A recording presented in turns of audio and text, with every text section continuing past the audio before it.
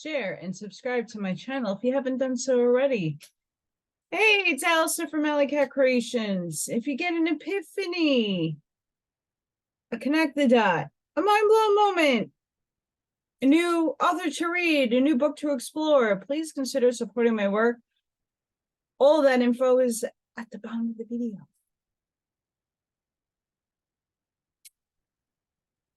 If you haven't watched my other video, this is heavy.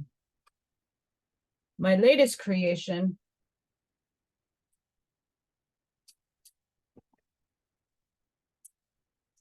And I got a lot more cooking on the tables back there.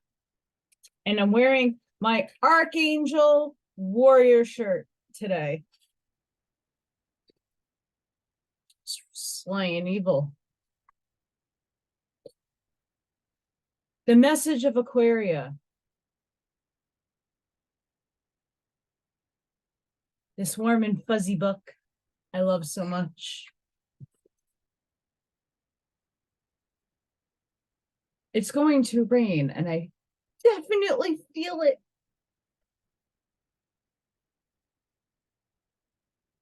Definitely feel it. This chapter, Jacob and Esau. We know Allison in pronunciations. I suck. But to err and be flawed is to be human. And I need this. So I got these really funky cool glasses. It takes me right back into the era I was born in, the 80s. But they have these pinholes. So it's glasses with pinholes. And what it's supposed to do, because this is I have a lazy eye. I've always had a lazy eye. I actually had patch to strengthen this eye over this eye. So I was a pirate for a long time in my childhood. But I noticed as I'm getting older, my eye is definitely going back to being lazy, because I could see it in the camera. It is not here where it needs to be. It's here. And then this eye is very, very, very fuzzy. When I close my eyes and look close, it gets really fuzzy. So I'm trying to correct my vision holistically, but without putting any chemicals on me, even if it's natural. I have a thing with my eyes. Weird stuff. Anywho. So I'm hopeful that that works. I wore them earlier. Oh, the things we do. Quote, and the Lord said unto her, 2 nations are in thy womb, and 2 manner of people shall be separated from thy bowels. Behold, they were twins in her womb. And the first came out red all over like an hairy garment, and they called his name Esau. And after that came his brother out, and his hand took hold of Esau's heel, and his name was called Jacob. End quote. Genesis. As we enter into this Aquarian age, we hear, as with a trumpet blast, the angelic hosts proclaim, quote, the days of judgment are upon you, O earth, the days when the mills of the gods, which for ages have ground out the meal of life, so slowly yet surely begin to revolve with greater speed, and the chaff and dust fly in more stifling clouds. The grain is ripe. The grinding has begun. Already the angels who are the reapers are gathering the meal into the storehouse of the ages. End quote. I'm going to twist this quote a little bit because I can. I want you to ponder this thought. What if the angels are us? Which I already know is the truth for myself. But for everybody else who perceives differently, the angelic hosts proclaim. What is happening in this time of now? The warriors of the light, whether you want to profess your angelic self or not, that could be held for another day, but you are divine. You are a divine spark of God. What if what is happening now, and not to put anybody down that's not coming along for the ride, but what happens if we are really separating the good from the evil? And evil can be taken in different ways because God is also dualistic. God has a shadow self. Prime Creator has a shadow aspect of itself. Otherwise, we would not be here experiencing what we are. It's all here, in my opinion. It's all here for lessons and learning, growth in our soul. If we didn't know of the darkness, how could we know of the light? And vice versa.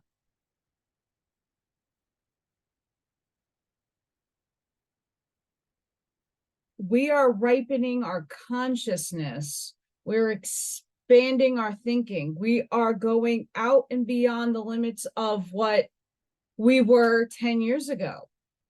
Many of us are on different stages. Again, we're in a building. Everybody in this building matters, no matter what floor you're on. And each floor is the level that you're at. The top people still need the bottom people to come along for the ride. They're just as important to the people on top and everybody in between. We're in this big, beautiful, positive, polarized building. And the door is still open. There are people in the park kind of not knowing what's happening, and some are starting to see it. Some of them are starting to wake up, and it could be to any one of the paradigms that are out there right now showing itself. They're now just coming into the building and like, oh, this looks like a great, happy building. Let's come in. So we're still in that stage of flux. But this quote really hits because we are now in the ripening stage. We're ready to be just about, we're not there yet, to be harvested. So we can go in the Father's storehouse. Up, up, and away. It is beginning, let me restart, refresh, cancel, clear. It is beginning, proclaimed on every hand that the new age is upon us. The new race is being born. It's true.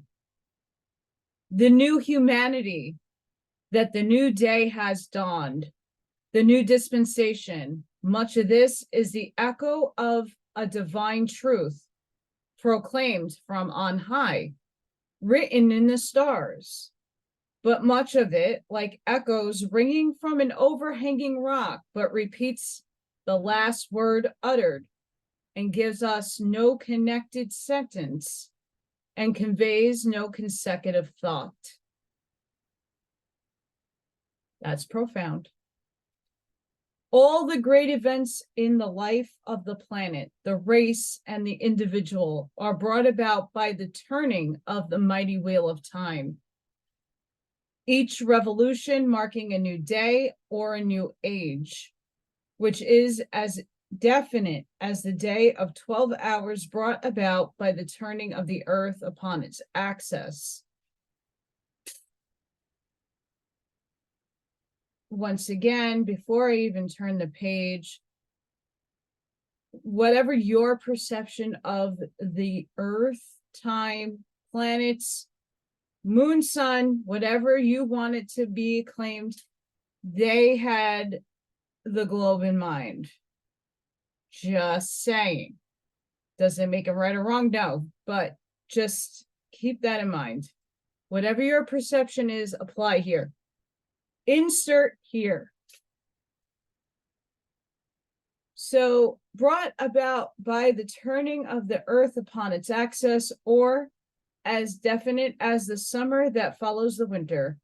Hence, if we would know more than an echoed word of what this new turn of the great wheel may bring us, we must consider the ushering in of past ages. The baker who would know how to bake his loaf today must consider the loaf of yesterday and put into the new loaf the same measure of meal and of shortening and of leaven. But today he may have new and more advanced ways of baking it. Instead of a rude oven of clay, he may have a fully equipped electric oven.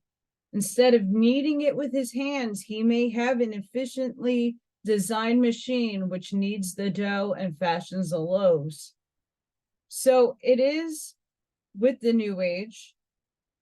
It is well to heed the past, yet not to live in it and say that which has been is all that ever can be, but intellectually reason from underlying principles which are the same yesterday, today, and forever, although they find ever greater faculties for more perfect expression as evolution advances. Absolutely. The tree of life grows from age to age and puts forth fresh branches and leaves and fruit, perhaps undreamed of when it was about a sapling. Nevertheless, it grows always from the everlasting root, and but expresses that which was present, although unmanifested, within the seed. And ever is it the same fundamental process of nature which puts forth its new expressions. Pause here, because this is really important for people to understand. When I, in the other videos that I do, talk about this, gotta leave this part of us behind, so we, the new us, the other, our higher ended soul, our sixth density, seventh density, whatever you are, doesn't matter what you claim, but your higher self needs to come in and birth this part of you. Well, this part of you is no longer going to serve you because we're moving forward. The same idea as when I talk about when people are pitching, selling, doing, they're taking what they know from the old paradigm and they're not necessarily recreating it to reimagine it to be new for this time. They're taking it, repackaging it, and wrapping it in the same brain scheming nonsense that we're used to. The MSN. Like I said, and this is I don't want anybody taking offense to the 5D economy concept, but you're taking an old paradigm, using almost the same strategy to bring something forth with the same type of messaging, thinking you're going to get the same result, when we need to rethink these ideas. And it's not to say, I'm not, saying anything negative about any product or anybody. It's just the old needs to stay there. The way of our commerce needs to transform, it needs to change. And I'm not talking about Nasera Jacera and the RV and all that other stuff. I'm not talking about currency like that. I'm talking about the ideas. I'm talking about how it is packaged, brought to the viewer, brought to a person. We have to take what we know and reform it to something new. That's all I'm saying. And that's all I ever been trying to say, but this eloquently puts it in a broader, better view, at least for me. Take that as it is. But that's what we're being ushered to think about. Like, all this stuff that I'm doing, I've never done this before. I worked with flowers, but not to this capacity. What happened? I'm now thinking home decor, things that people will find joy in. What can I put my energy and essence in that someone can touch this and feel happy? Because that's the intention I put into it. Or looking at something that's handcrafted, that when they look at it, they smile, right? I'm taking a mold, but I'm creating what's going in here. I'm not going off of Pinterest. Everything is from here. Everything is from me just pulling and doing. I'm not looking at any references. I just do, right? That's what we're being asked to do, if that makes sense. And I feel wants me explaining it. Back to the book. Among the wonderful symbolic allegories of the Bible that presentation of the wisdom religion most familiar to the Western world, we find the story of Jacob, an accurate description of the beginning of a new age.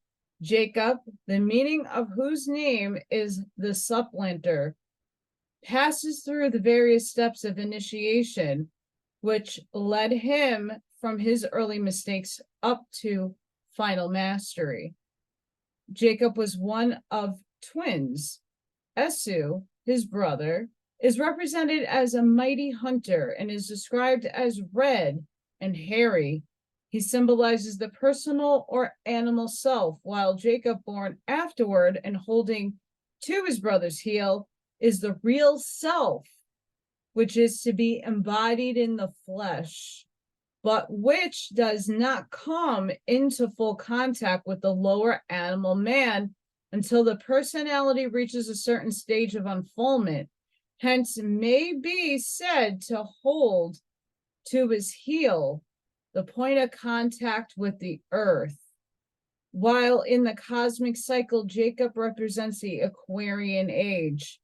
Despite Esau being the firstborn, it is Jacob who obtains his birthright as the higher self must ever do, although it is obtained by what it at first might be called trickery, for the higher self is destined to take the leading place, inherit the birthright, and dominate the lower self.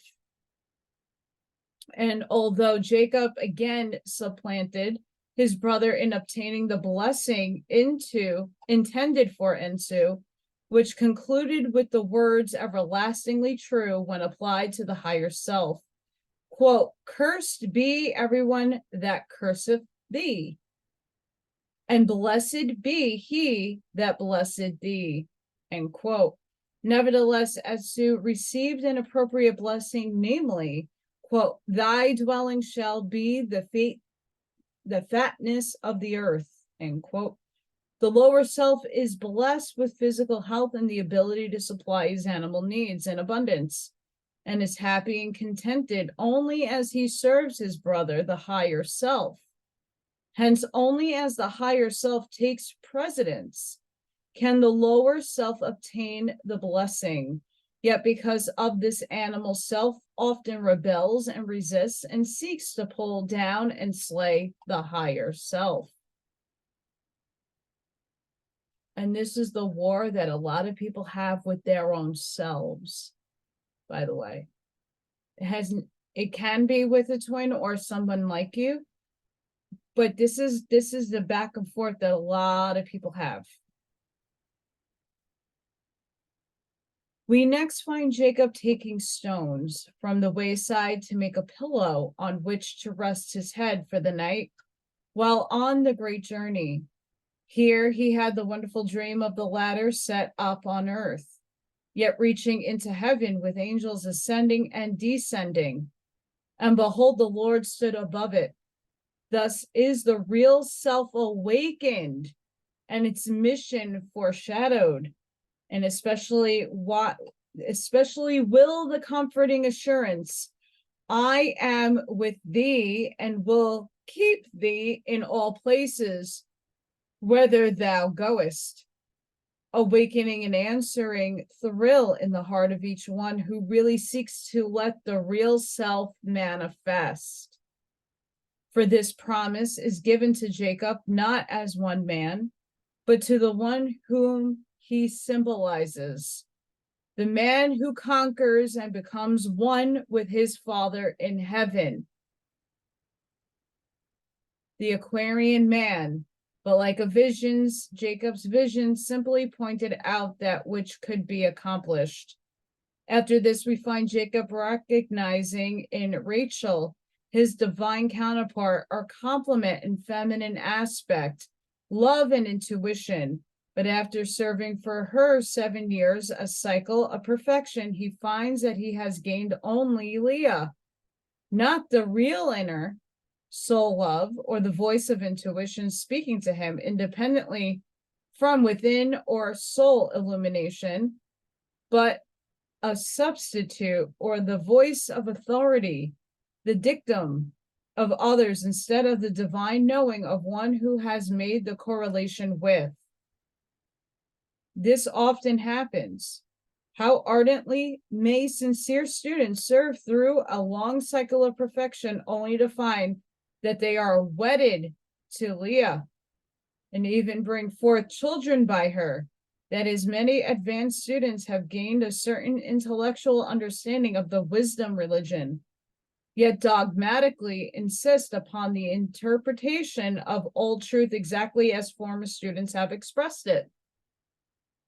Since students accept nothing that has not already been said in some occult book, which they consider authoritative, and because they refuse to listen to the voice of intuition, which would give them a more direct meaning or personal application, the voice of Rachel cannot speak. And so they find they must serve another perfect cycle, or the real inner voice can speak. We also find Jacob giving of his flocks and herds to Esau. These herds, as we have explained elsewhere, represents our thoughts, desires, and feelings, which we must watch over and guard. Yet when Jacob, the higher self, sends them to Esau, the personality, they represent great wealth, the gifts of the higher self. Moreover, they are sent to Esau across the river Jordan, the invisible river of force, which separates the outer physical life from the inner and invisible life. Jacob also says, quote, with my staff I cross over Jordan.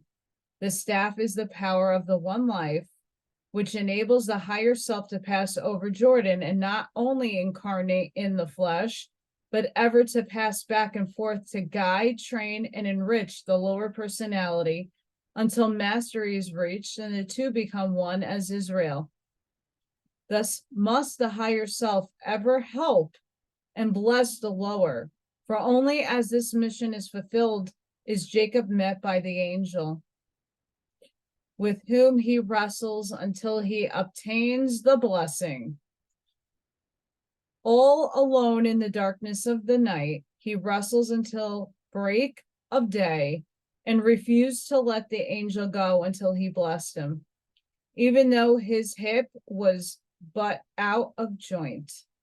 This symbolizes the final initiation, for the angel told him, quote, thy name shall no more be called Jacob, supplanter, but Israel, power of God.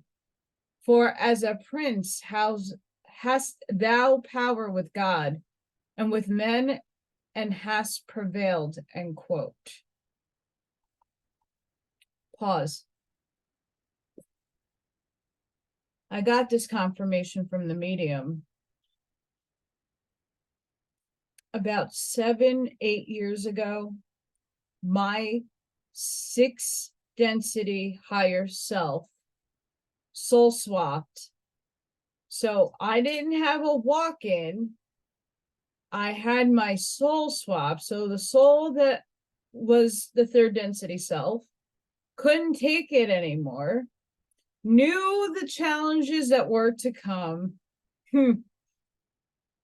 Mom's death, me losing a job, me having to move and upchuck. My 3rd density soul, the one I was born with, and swapped because my higher self knew that I didn't have the willpower or strength to traverse the next obstacles that I'm living now. So my higher self swapped, where my 3rd density soul ascended, is healing, is getting healed, and that my 6th density soul is here. You don't need to resonate with that or not. It doesn't make too much of a difference. I'm still me. I still do me. But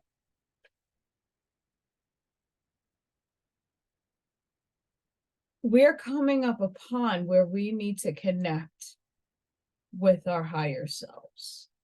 Now that my 3rd density self is now up to the 6th density level, my soul now is, hey, up there, what's going on?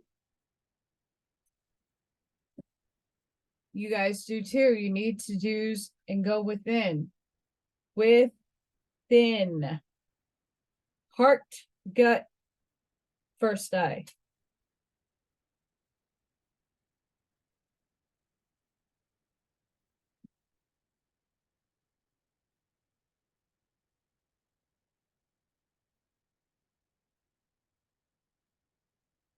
Lastly, the angel just keeps popping up.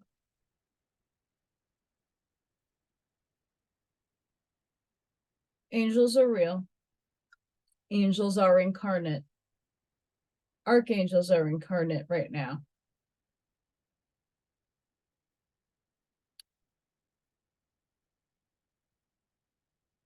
Take what resonates with the wisdom that others give you, because you never know when an angel is walking your path.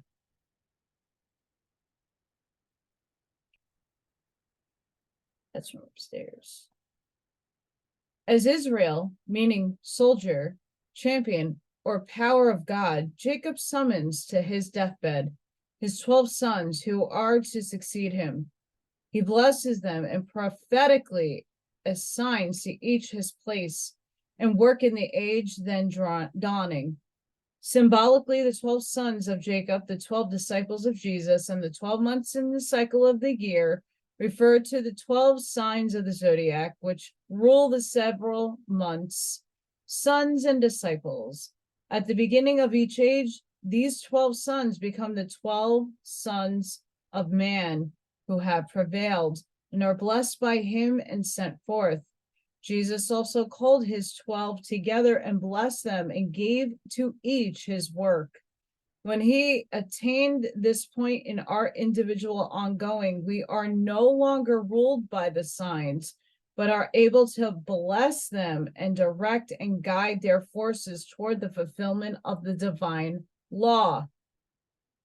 Thus, the true Aquarian becomes a worker with the law.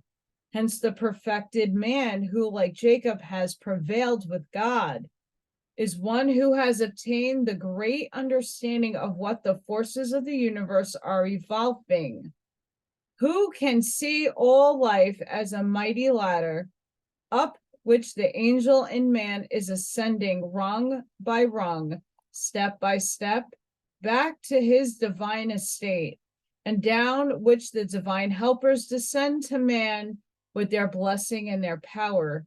In the course of its spiritual unfoldment, every soul, while sincerely trusting to or resting upon the stones of traditional truth taught in his religion, yet realizing their hardness and incompleteness, will surely receive the vision of the ladder of God, or the positive realization of the actuality of the angels and their power to ascend and descend.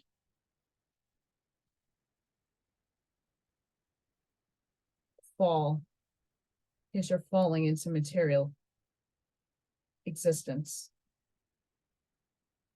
He can thus see that all things must ultimately help bring to birth the divine seed hidden within.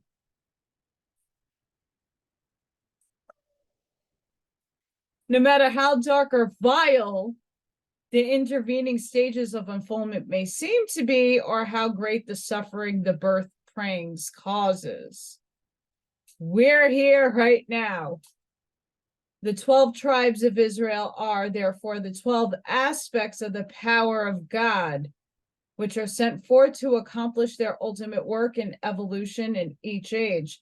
The power which draws upward all things that are down and assist all things that are in heavens to descend into manifestations on earth in glory.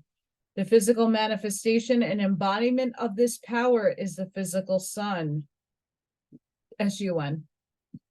But its human embodiment is the awakened soul, who can grasp the end from the beginning and consciously work on with that end in view. At the beginning of this new Aquarian age, this great power is once more calling together its 12 sons, that they may be blessed and be assigned their work. As it is written, quote, and then shall appear the sign of the Son of Man in heaven, and he shall send his angels, messengers, with a great sound of a trumpet, and they shall gather together his elect from the four winds, from one end of heaven to the other, end quote. This gathering is now taking place. And as we have explained elsewhere, the four winds are the creative cosmic currents of force focused in and emanating from the four signs of the corners of the fixed cross of the zodiac. The first of the four is Aquarius, the man, the source from which comes the outpouring of the water of life, or the great mother force contained in the Ur, carried by the water barrier, symbolizing the womb of time, of nature, and of man.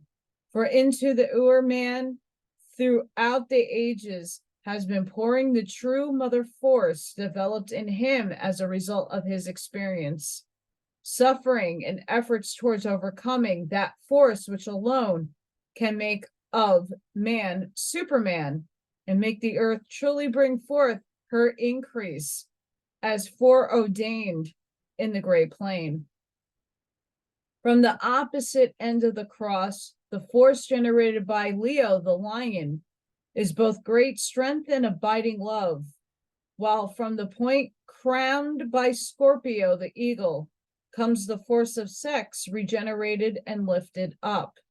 While the power of the scorpion is that which biteth the horse's heel, so that his rider shall fall backward, yet when the fullness of the Aquarian age shall dawn, it shall be lifted up to become the poise and the power of the eagle, to soar undaunted into the higher realms, into the very eye of the sun. At the other end of the cross stands Taurus, the ox, which the mighty strength to labor and endure unfaltering patience and endless perseverance. We're here in Taurus. This is what the majority of us are doing right now. We're being patient, we're letting things play out, we're persevering, and we're laboring and enduring. I have some Taurus in my chart. These four fixed signs, therefore, represent the Son of Man in heaven, must accomplish during its age or cycle over 2,000 years.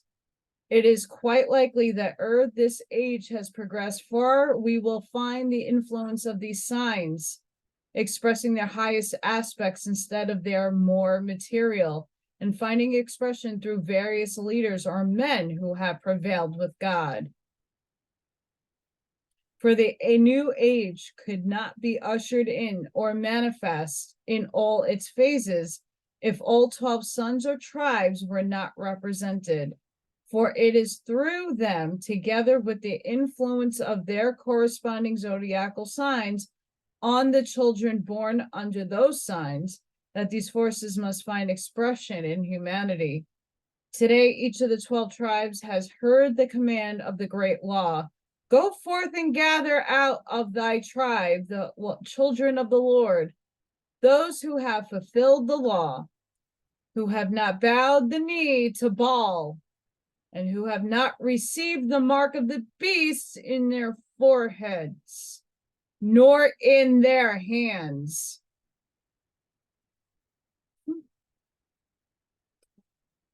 Not only are all the nations of the world standing together before the judgment seat of the ages, but each nation, nigh each individual, must consciously or unconsciously respond to the force that is today drawing them to the center of all being.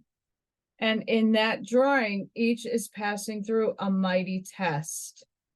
The seal placed by the angel on the forehead of the chosen one is the light of the understanding, which shines from the eyes of everyone who has found his or her true place and tribe. Pause. Earlier on in my life, maybe 13, 14 years ago, someone took one of my pictures and sent it to somebody. And I was told that I have the seal upon my forehead, and they saw the white cross and a dove above my head. And at the time, I was like, like, I see crazy shit. I have experienced crazy nonsense in my life, but that was like, no. That couldn't be any more true. That's the scary part.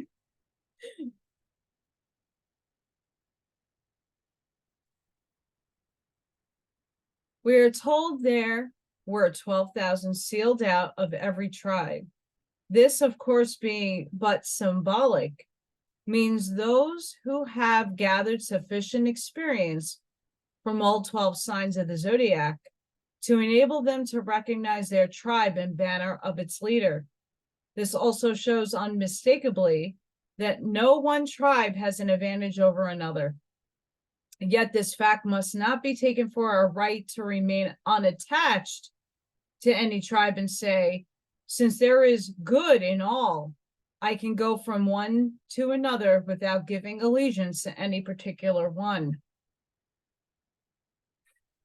That's heavy and that's deep.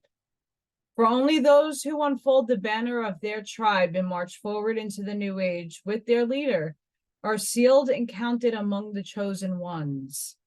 Those who have recognized their tribe and given allegiance to its banner are sealed or chosen as conscious and intelligent instruments to leaven the great masses of humanity.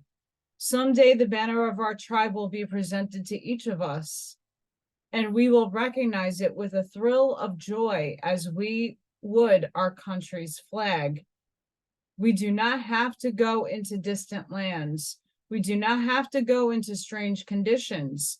We have only to prepare our hearts and our minds to be ready to respond when the banner is seen.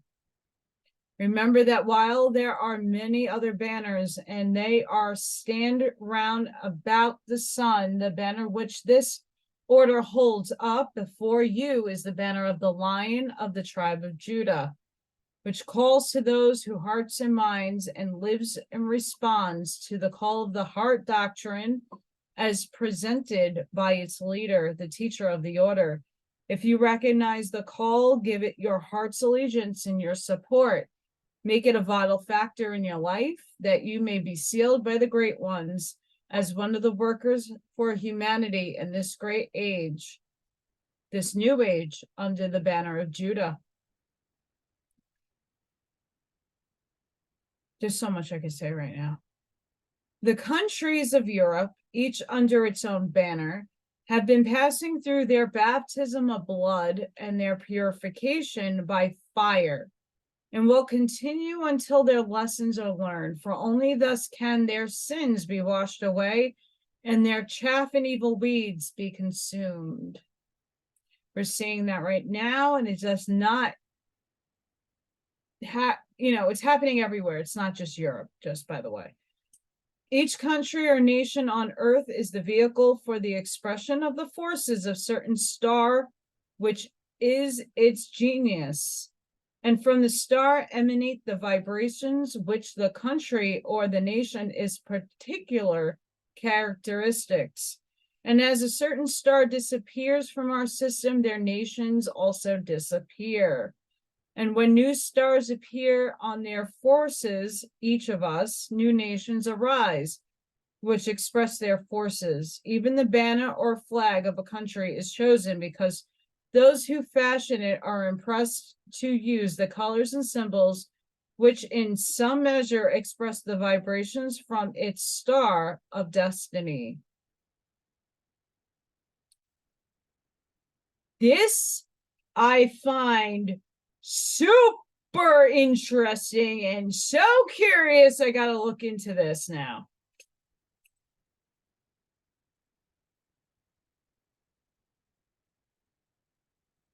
Jason talks about flags. So does Jack. A lot. And their association by colors are and like what they mean.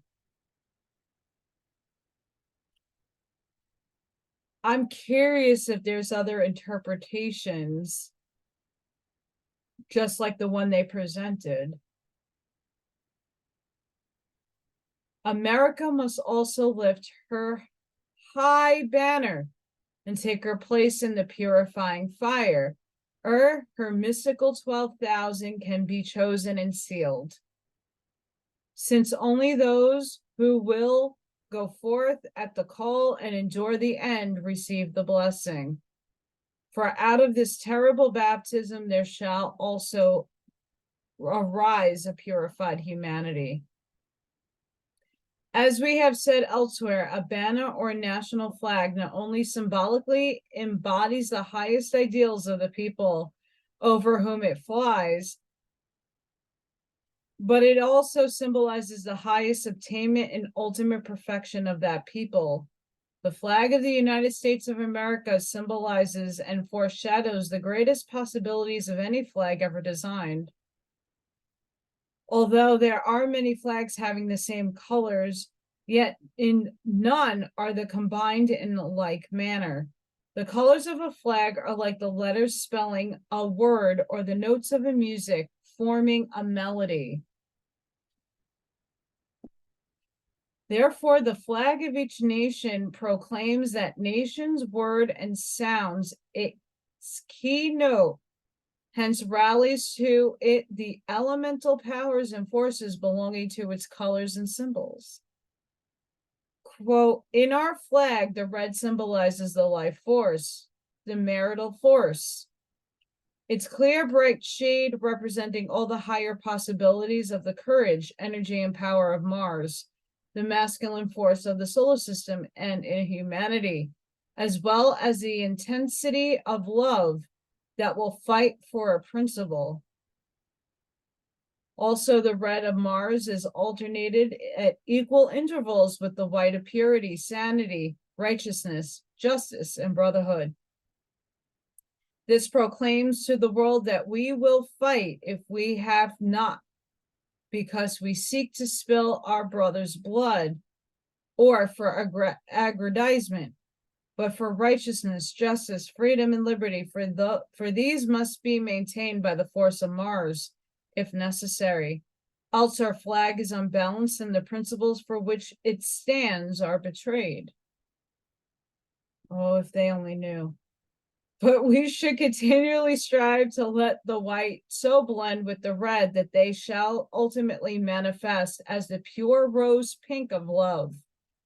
It also indicates that war is not the governing spirit, but is blended and balanced in equal proportion with the desire for peace, honorably won and maintained by the higher aspects of Mars. Blue is the color of the great mother force, the power which brings forth and which cherishes all that is beautiful and lovable, as well as all those things which the force of Mars energizes. In other words, it represents the force of Venus or divine mother love. No other flags has the arrangement of these two colors as found in our flag. Others have the blue, but not in the one great mass like a sea of color, on which the 5 pointed stars are arranged side by side in harmonious color. And because the white and the red are so co-equal, our victories must be won as much as the powers of the white as those of the red. If they were a large field of white, it would tend to symbolize peace at any price. But since it is equally balanced by red, it symbolizes peace. But peace obtained and maintained, if necessary, by righteous warfare.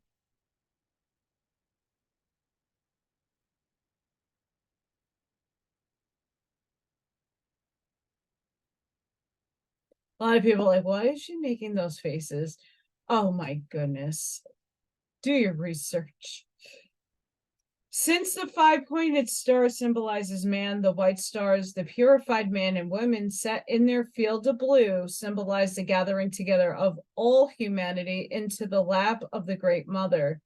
They stand for the United Brotherhood, which holds out its arms to all mankind to come and bring and become one of the U.S. And if they come in love and harmony and are willing to rest in the lap of their adopted mother, each in his proper place and ready to obey her decrees, laws, and requirements, they are welcomed. What a concept! Why are we using this concept today? Oh, I don't know.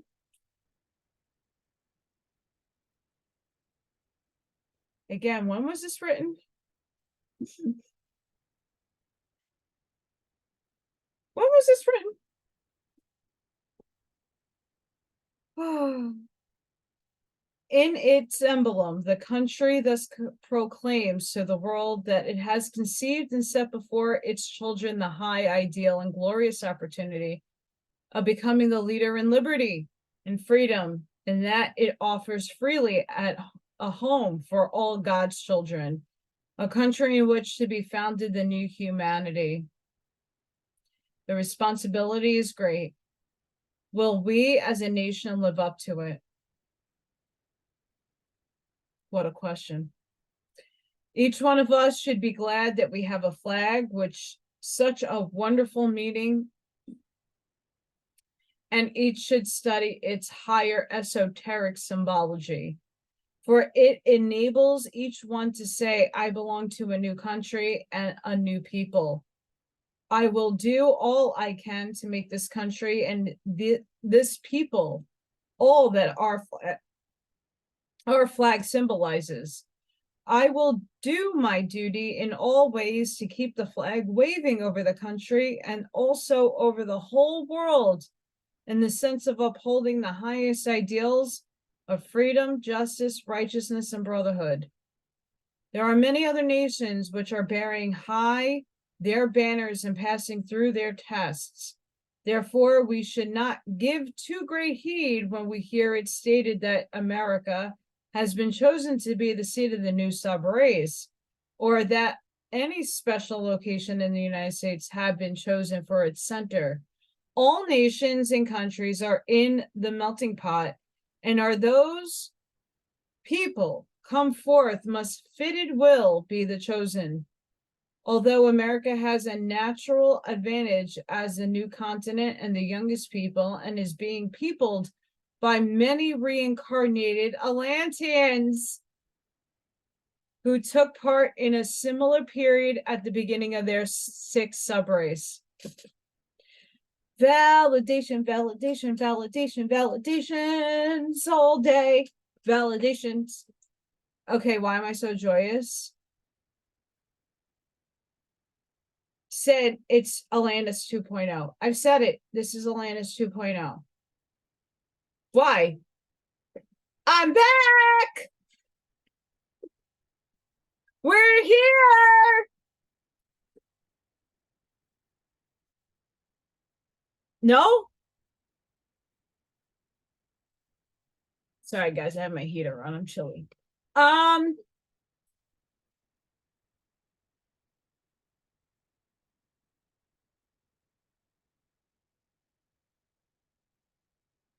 Just got validated by a book.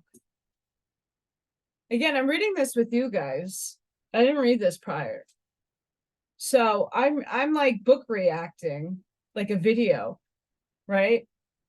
People who listen to the music videos and react to them, like I'm doing it with the book with you guys right now. Hello, hi.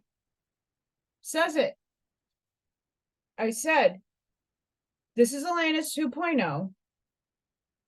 We're here doing it again because we didn't ascend the last time.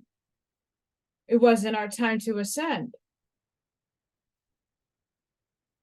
We collectively, for whoever was in Atlantis, and most of the, and it's true, a lot of Americans are reincarnations of Atlantis, have come back to ascend this time because we're ready. We weren't ready that time. And we have collective karma that we have to clear. A lot. And again, it doesn't matter if you are good on the side of good or on the side of bad. It doesn't matter. You collect the energy of the people you are around, good, bad, the ugly, indifferent, or beautiful. It doesn't make a difference. You're with a collection of people for experience and soul growth. You possibly were in Atlantis. I keep saying this, we're redoing Atlantis. You have to do everything twice. Here we are again. Our time to move up. Like the Mayan civilization, the Inca civilization, they just disappeared. Where did they go? I don't know, without a trace. They ascended. They did. They left. They went bye-bye. They went upstairs. You know, upstairs, higher densities. So, book just validated me. Feels good. Neither should we be supercilious if some person or society should say to us that the great teacher is coming to this or their particular society and make it the head of the new civilization. Instead, say, welcome, brother. All shall find their leader and their exact place in the new civilization, be it heard or heart, hands or feet, according as they show their fitness during these years of testing. We recognize that each division of the great army of the Lord must march, as did the children of Israel, under its own banner, and that it requires all 12 banners to lead the hosts through the fiery trials, battles, and victories of the wilderness unto the promised land.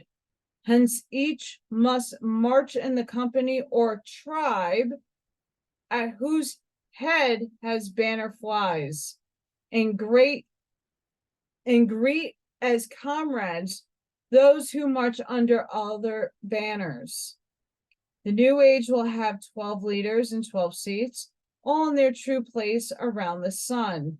Only when each of the 12 has lifted up its banner and has reflected the rays of divine truth so brightly that all who belong under the banner will gather together and learn from the leader of their tribe the golden precepts of understanding of great ladder of life, evolution, only which and when has taken the very stones in his path, the hardened hearts, the misunderstandings and the cruelties of life, and out of them has built a Aquarian of sacred memory, consecrated to the gods or of God, so that the 12 Karens share complete the circle, only as each learns that cooperation and brotherhood means each soul worshiping with his whole heart and giving of his life and substance in his own place and under his own banner, all singing together a paean of praise and adoration to the one central sun, can the great teacher descend outwardly among men. This is an allegorical picture of the conditions which must prevail ere the great one comes to make his dwelling openly among men, although he will appear to give forth his teachings through his chosen disciples, the 12 leaders, long before mankind as a whole is ready to receive him. Then he will gather his own out of all the tribes, not to make of them new sect, but to help each one the more perfectly to be true to the inner divine truth, as it has revealed to him under the banner of his tribe. And out of all will be gathered those who can stand around his throne, each as the 12 signs of the zodiac stand around the sun, each receiving the one pure light and teaching direct from the one source, yet each pouring it out from the world in terms and phraseology which will appeal and be understood by the minds and attuned to the tribe or ray of truth. For if all men were intended to think alike, there would be no need of 12 tribes, or of the 12 signs of the zodiac into which the sun pours his rays, that they may be broken up and express his light and life and love and warmth in diverse manner, as above, so below, as we find it expressed in the physical universe. So will we find it in the spiritual fulfillment, for one law rules the world. The entire universe is an expression of that one law.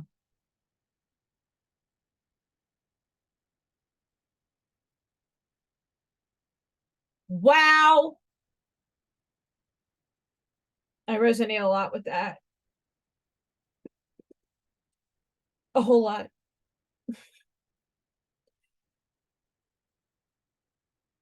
The things that I am like sketchy on is the 12, the number 12, and the completion of that 12.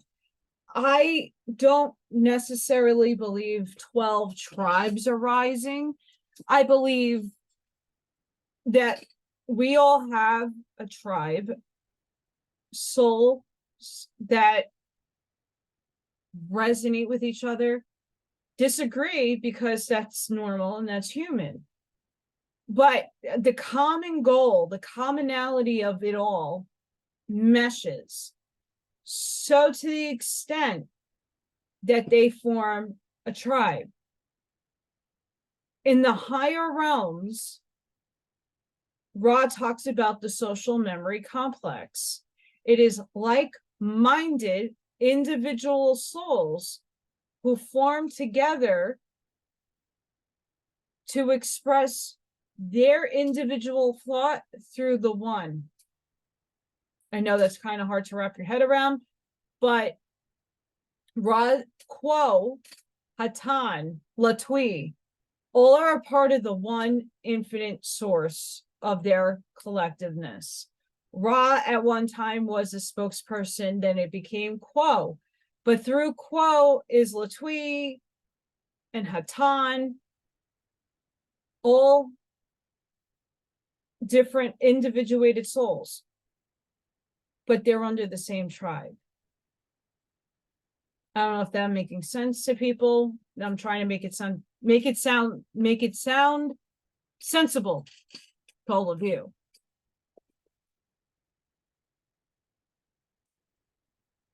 I don't believe that one tribe is going to have the one leader because we're trying to drop the ego.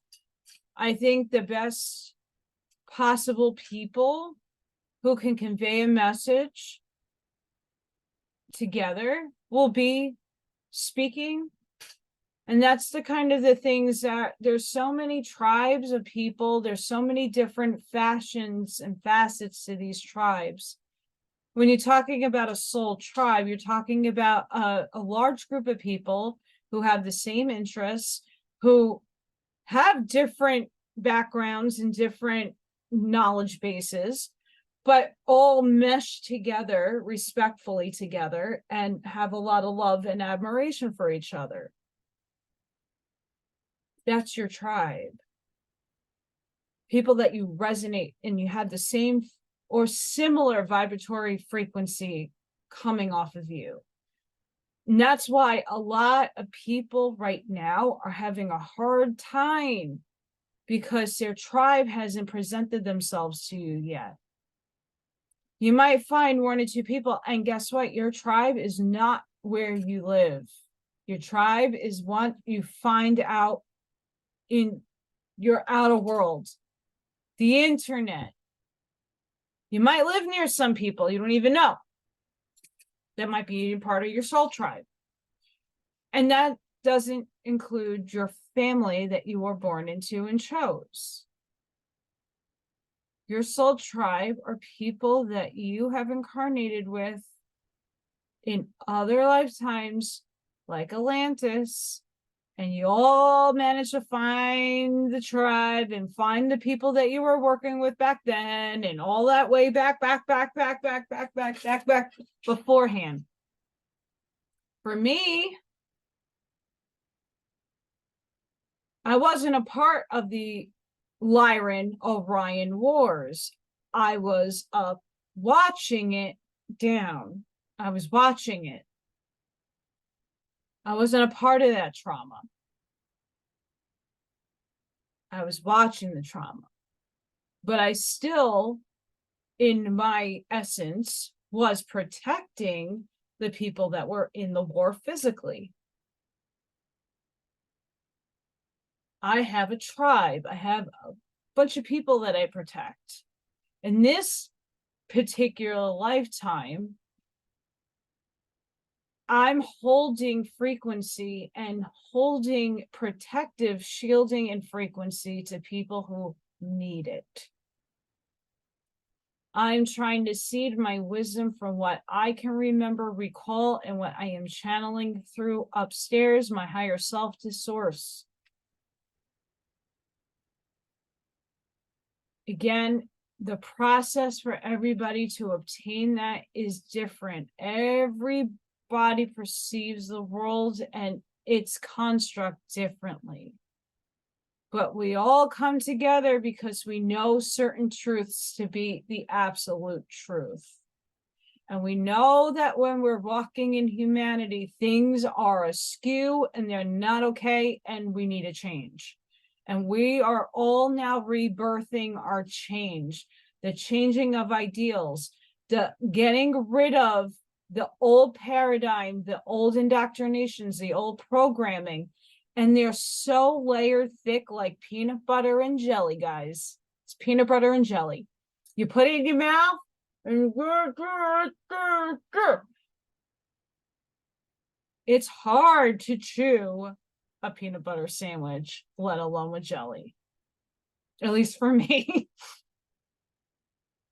But just understand that that unfoldment is now naturally happening to more and more people. Give yourself grace. Give yourself time to absorb, process, understand, comprehend, and bring it into your outer life. It takes time. If I wasn't such a hermit and forced in many ways, I made choices to have really negatively hard events happen to me because it forced me to go within and do the work. And that's been since I was a little kid. Why many of us have to walk harder paths this time around is because we can hold the energy to uplift other people.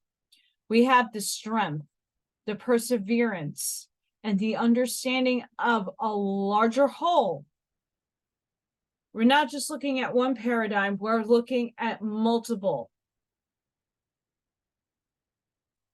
And when we all come together with our own experiences and be a beacon of light for another, that's huge. Huge. And a lot of us haven't even stepped into that role just yet. A lot of people have been asking me, what is my purpose? I don't know what it is just yet. Right now is just to be and go within, do your work. Why?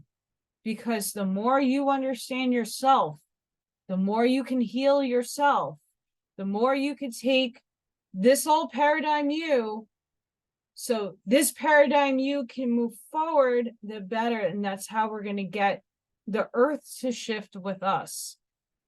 It's shifting regardless of us being here or not. But we are helping the physical earth ascend by placing our attention and wisdom and our love to her creatures, not just humans, but animals and everything else alike. I'm ranting. But I knew this was going to happen. I knew it because I got told I was helping I had a lot of people call me and text me today. A lot of people needed some direction. And it was late when I got down here to do the reading. So they're like, oh no, you're reading today. Even though we told you to slow down your reading. But you need to read this there. They're silly up there, I'm telling you. They're very silly. I just looked at the other chapter. I'm going to leave it here. I know it's one chapter that we just did, and it's not long, I'm not sure. I ranted. The next one.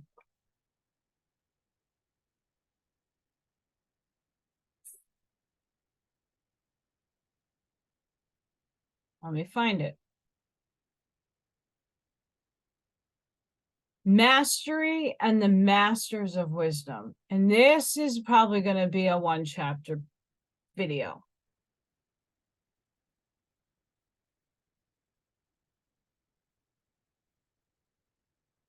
I'll read you the first quote because it's that good. Quote, the Masters of Wisdom are great souls who, through repeated experiences and determined efforts through many earth lives, have obtained mastery, first over the passions, appetites, and desires of the self, personal self, and secondly, over the forces of their bodies and over the life currents of the cosmos. Hence, they have become one with the fountain of wisdom. Jesus was a master, in fact, was and is a master of masters. End quote. Letters from the teacher, the Curtises.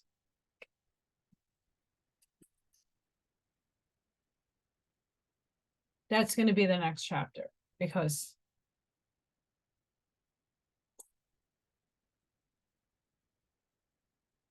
huge. Huge. Huge. There's a lot, though, in this last chapter to consider. There's a lot. The greatest understanding right now is to do your inner work, go within, start discerning.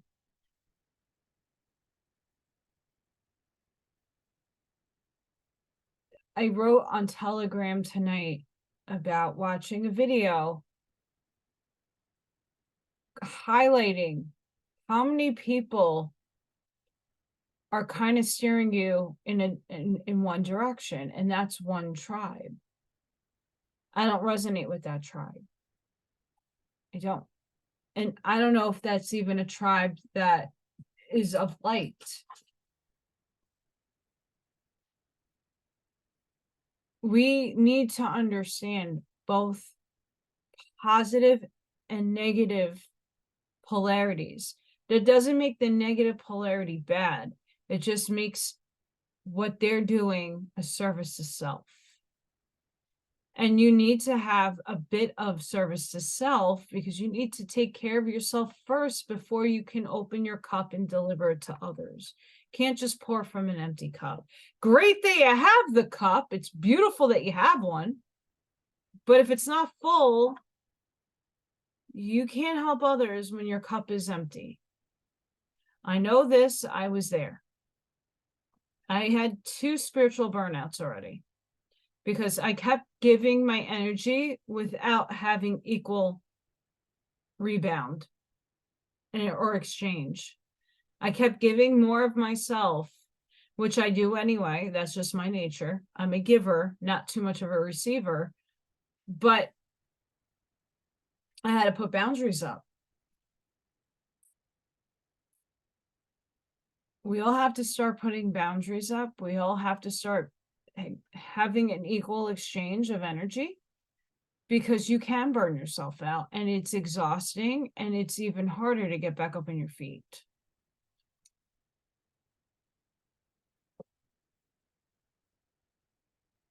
Thankfully, mine happened the first time when I was really young. I didn't know what the hell was going on with me. And the second one happened right before all my abilities started like coming back online, because they wax and wane.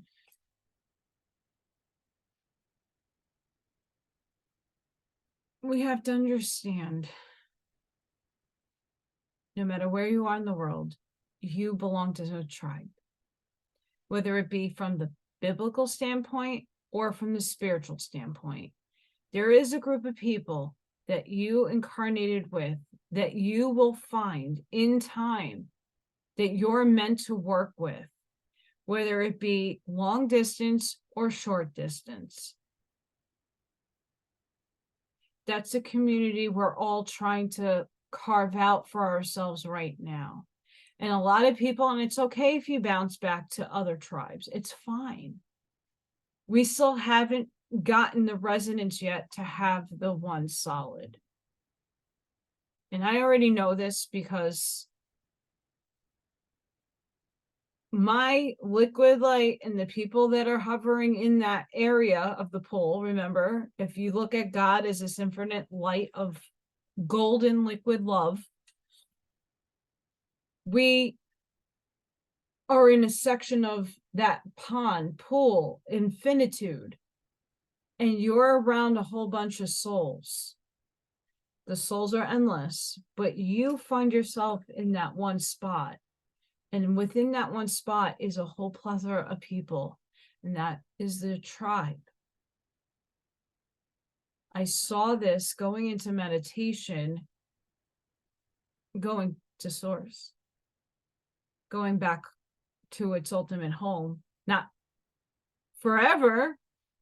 I had to go there to grab some of my guides to bring them back and to then descend them to help me. And while I was there, I know the resonance and frequency of some of the people that I have met already in person and some that I have not, or some that I'm working with from afar. How do you know about this resonance, Allison? Going within, learning, reading, listening.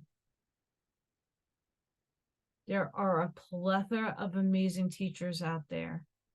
There's a plethora of people that I listen to a lot. In one movement, not too many people. But in the spiritual galactic stuff, I listen to a whole bunch of people. The Reality Revolution by Brian Scott. If you don't go on there and just test the waters with him, he is incredible. I urge you all to go and find him. His meditations are really helpful and useful. his diction and pronunciation is way better than mine. He's read George Van Tassel. He's read Neville Goddard. He does a lot of beautiful souls, and he gets permission. He's also an author, so he has a book out there. It's really interesting. Go find him. Dr. Joe Dispenza does a lot of really also incredible meditations. I highly recommend him. Find what works for you.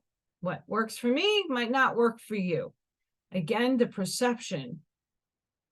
What I see is not what you see. How I perceive is not how you perceive. And the beauty in that is that there's different perspectives and different outlooks and different ways to getting to the same goal. And in that way, if someone mentions something to you, you get the light bulb moment, and then you get the epiphany, and then you get the connect the dot, which leads you to your own truth. All the books behind me are all varied.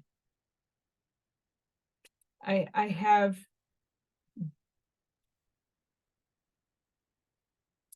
L. Ron Hubbard. I mean, above there, I have Dolores Cannon, Barbara Marciniak, Awaspe Rancho, the Keys of Enoch, The Law of One. All these, more Dolores Cannon. Underneath that is all Norse mythology, which I don't think is mythology. Well, the Eddas, the Poetic Edda, the sagas, stories, different things, all there. Underneath that, what did I put underneath there? All the alien books I read when I was in the 4th grade and reincarnation books. And down under here is all my alchemy and mediumship books and chakras and channeling and all that fun stuff. And then the top 2 shelves are all philosophy, existential, all my favorite guys that I love so dearly and hold on tightly to, like Nietzsche and Schopenhauer, Spinoza. I know Albert Camus is not a philosopher, but I still love him and put him there. Aristotle, Socrates, all of that. And then I have my varied religious section up there. And then I have the esoteric, all top shelf is esoteric to the extent, with the exceptions of Hegel and Pythagoras. And there's some book names I cannot mention because I don't want to get kicked.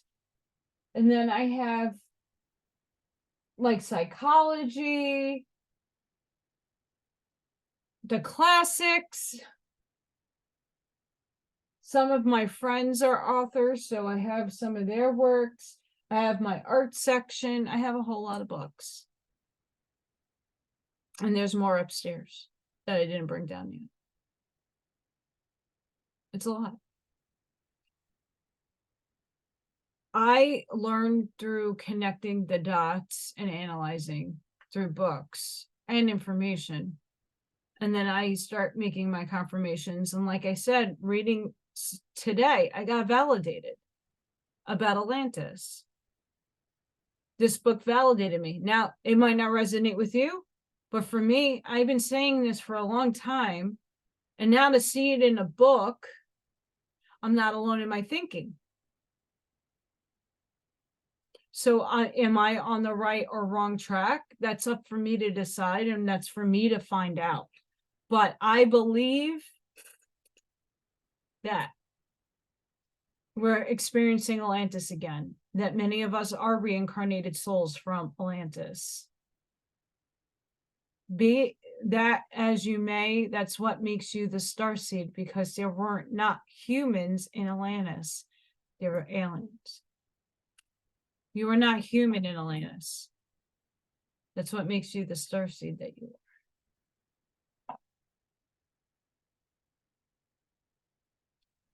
And I'm going to put this to rest. A lot of people who read Anunnaki stuff, oh, they created our vehicle. They might have had a whole huge role about that. But we are seeded by 22 other races. Now, do you really think that 22 other races will allow just one to dictate what we are as an avatar? You also have to keep this in mind. They are also of source. Now, the difference is the God spark. After they're here and did some naughty, not against the free will of the experiment, they lost their capacity to have God. They hybridize themselves and they can recreate. They do have souls, but are they Christed? Nope. Again, they're still of source because we have to have good and evil.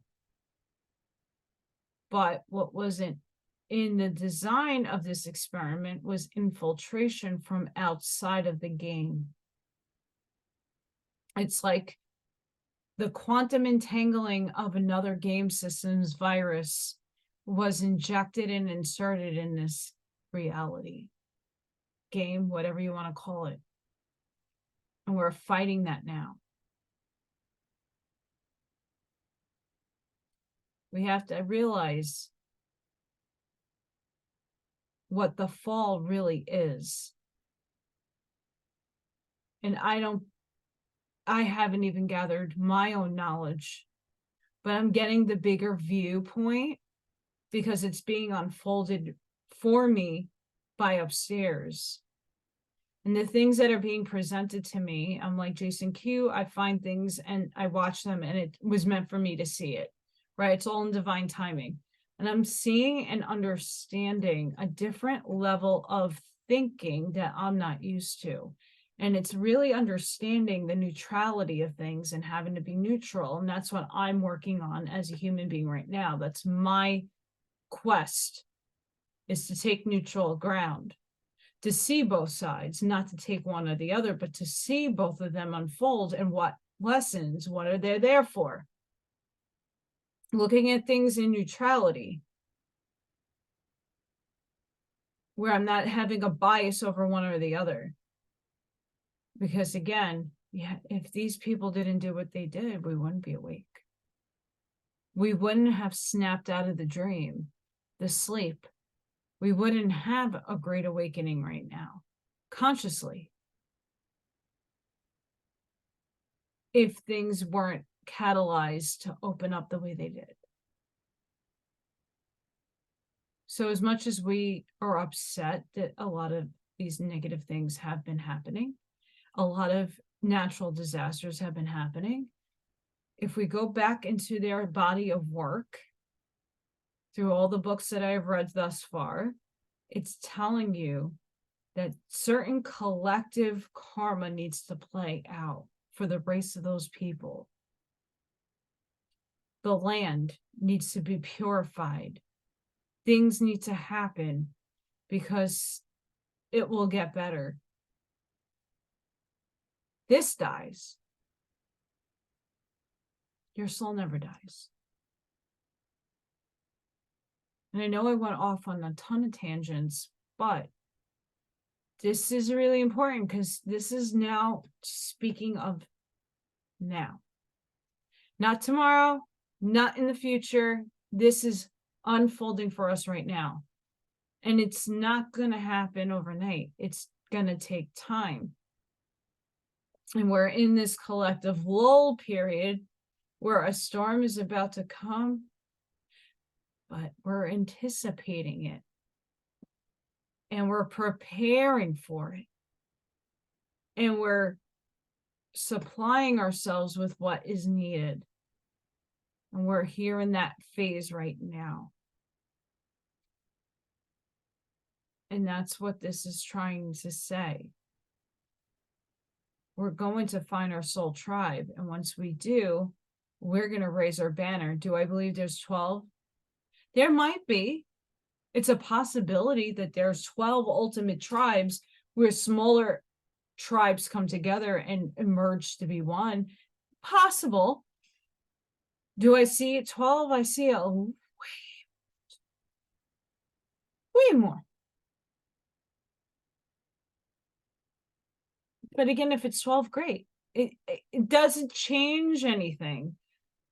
You're still going to find the people you're supposed to work with, whether it be 12 tribes or 100 million, right? You're going to find the people that you wrote into your contract that you were going to meet, you were going to work with, and that you're going to spread whatever the seed is that you're spreading, whether it be of food and how to garden or how to quilt or how to make artwork or how to spread and seed the truth, how to find the truth, how to express the truth, wake people up to the truth. Money, medicine, holistics.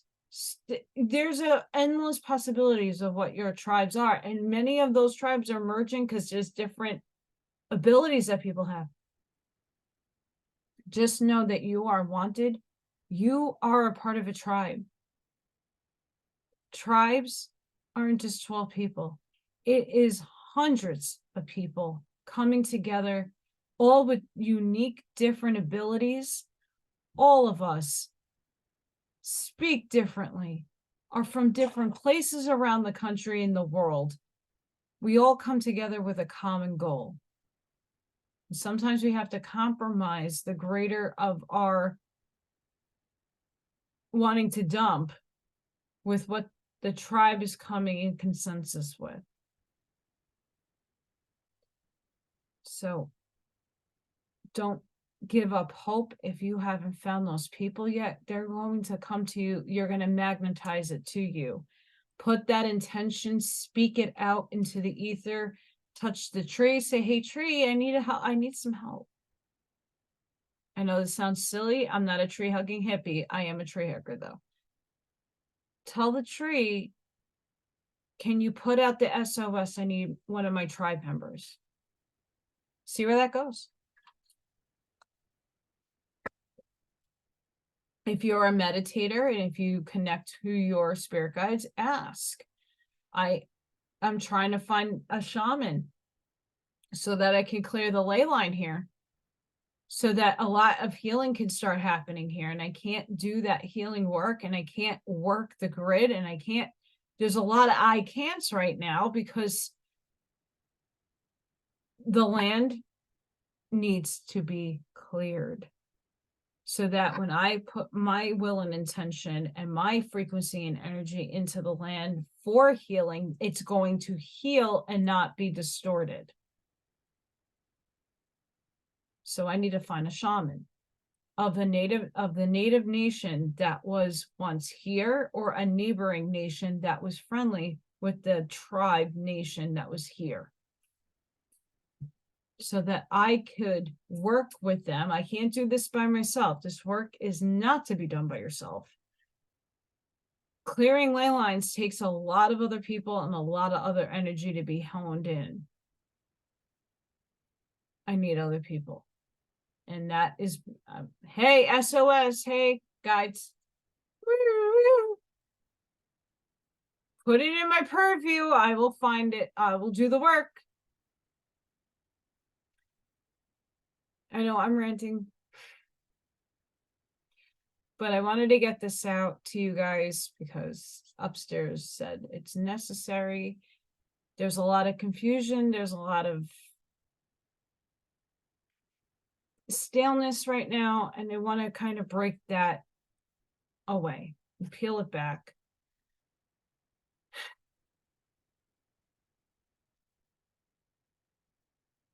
Sending you love, light, protection, and shielding. Please be safe, be seen. I hope all of you have a great rest of your week. Positive intentions, work on yourself, do the healing, love yourself. And I hope to see you all in the next one. Bye, guys.